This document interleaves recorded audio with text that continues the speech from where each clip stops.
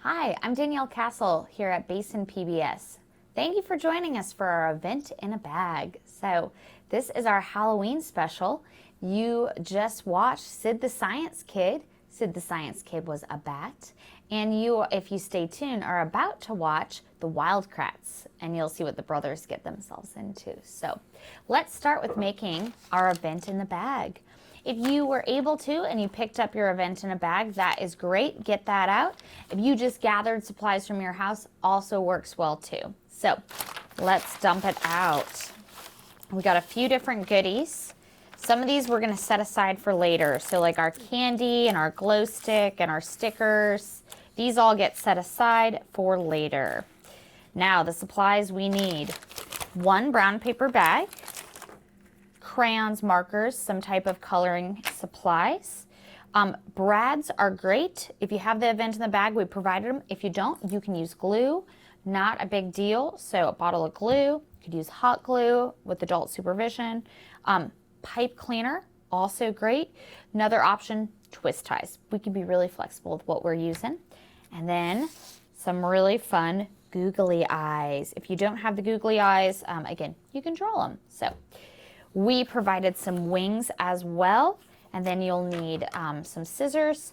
I'm going to use a stapler. You could use the glue, you could use a paper clip for one part that we're going to do, but I think the stapler works best. It's all about what you have at your house though. So let's get started. We are going to start with the part of the bag that has this flop to it. So if you see how this one is smooth, we want the folded edge. We want the side that folds over. That's what we're focusing on. We're going to open our box of crayons or markers, whatever you're using at home, and we are going to draw some ears for our bat. I'm going to start by making a triangle, and then I'm going to have my triangle have a curved, rounded edge. So I'm going to put this in the corner of my bag, and then I'm drawing a corner here. So just a triangle, and then I did a cornered edge. If you don't think it's large enough, you can just add another line and kind of expand. Just coloring that in real quick. I chose blue for my bat. You can choose any color you want. They could be red, yellow, anything you have at home. So, and again, I'm doing that rounded edge. You don't necessarily have to. It's whatever you would like. So then I have this. My next step, I am going to take this half of the flap and I am going to fold it in. So I'm folding in that flap here and on the other side. Anything I do to one, I do to the other. I try to make them as even as possible. Perfect. So really crease those. This is what I have so far. Now, as we're going through, if you feel like you are just real quick in these steps, you are a step ahead, feel free to skip ahead and do the playback speed slightly faster. If you need to pause and you guys are taking your time, maybe you're still doing the ears, feel free to slow that playback speed. And that way it is to whatever works for you and your family.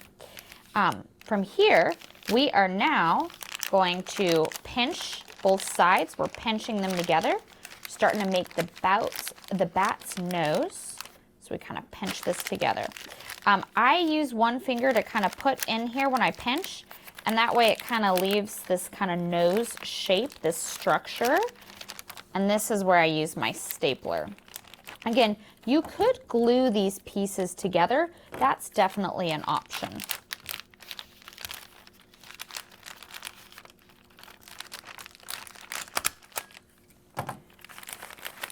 All right, once I have this glued, or this stapled, however you chose to, I'm next going to glue these eyes on. So we have these fun squiggly eyes, or again, you can draw them. Just glue this on your bat. Now, you might be curious, would you ever see a bat in your own backyard here in West Texas? We do have bats here in West Texas. They migrate up from Mexico. So the types of bats we have are the free-tailed Mexican bats. They are the same type of bats. If you've ever been to Austin, they have a bunch of them that live under the bridge there. And that is the same type of bat we get here in Midland. So here is our bat. So far, what we got going. All right, so now we're gonna cut out while we're waiting for these eyes to glue, the glue on the eyes to dry. We are gonna do these wings. Now parents, sometimes it's easier if you cut them in half and then you let them kind of cut, even if it's kind of broad around the edges the best they can, you can always go back and fine tune them. So if they have something that looks kind of like this, but we still have some of the white part, it's fine. Everyone's bat can be the same. Or they can be different, however you want to do it. So make them unique, but you can always go back and cut around them. If you cut off part of the wing, again, makes your bat unique. So these little tabs, we do want to keep these because eventually we are going to either glue or use these brads to attach them to our bag. So let's put this aside. I have some that I've already cut out. Ta-da! So what I'm going to do now, I want my wings, the dark part of my wings, to face outward. So I am going to pre-poke a hole in my wing.